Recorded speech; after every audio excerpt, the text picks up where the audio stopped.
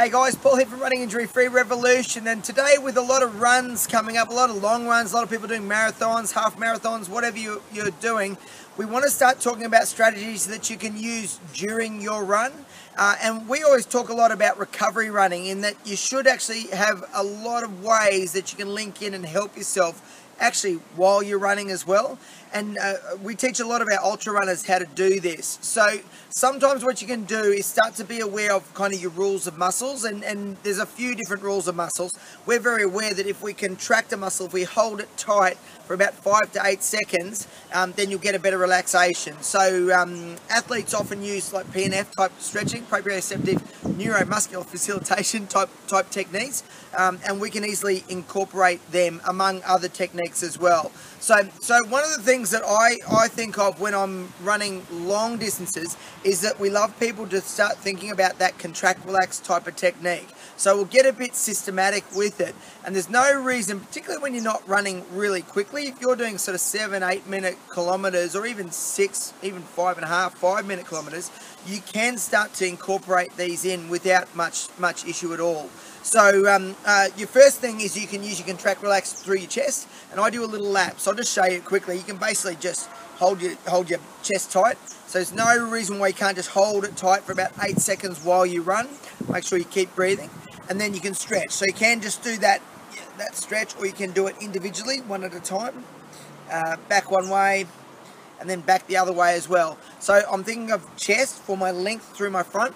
Then you can think about your neck. So a lot of people get that real tightness, and again, as distances go up, myofascial trigger points can really start to fire off in all different areas. That's affected by physiology, but it's also the outcome is usually a myofascial tension or pain type of scenario. So with your neck, you can actually just do your contractions again. So normally I'd just be pushing into my head and I'd stretch it away, but when you run, just do it as a isometric contraction. So just literally hold it tight both sides. So just tighten your neck. It's an attractive look.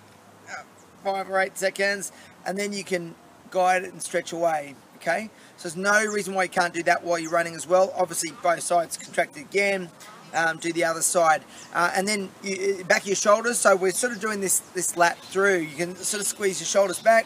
So again, we're running. Shouldn't really change your technique too much, and then you can get that stretch forward. So if you're really struggling, you could slow yourself up a bit and literally stretch over, but again, you can just sort of pick it up by almost going the other way and almost just stretching yourself forward at the same time. So really easy to incorporate.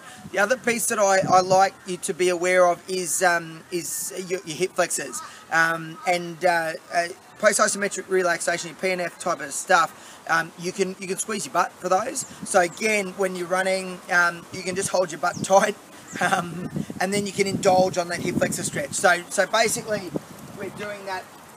I'm running along, I'm squeezing my glutes, and then I can just almost really use my length and just indulge in that stretch. So it's literally like sort of feeling that through stomach as I run through.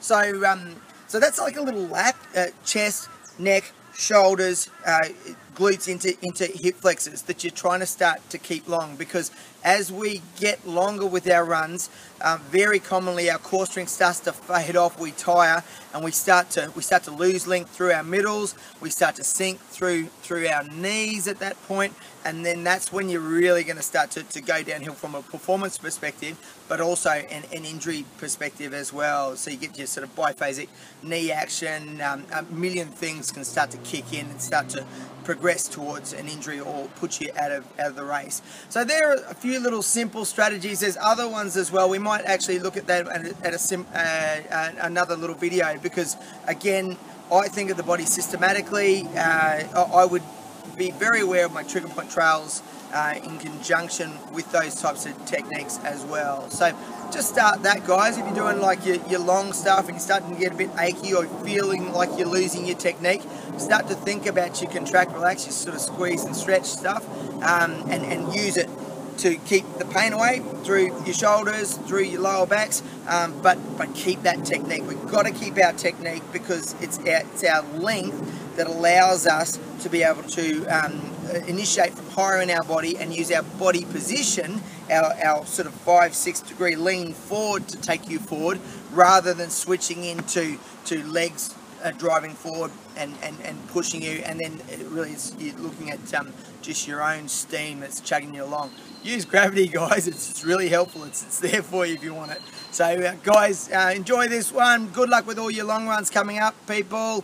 I'm Paul from Running Injury Free Revolution. You can check us out at riffrev.com.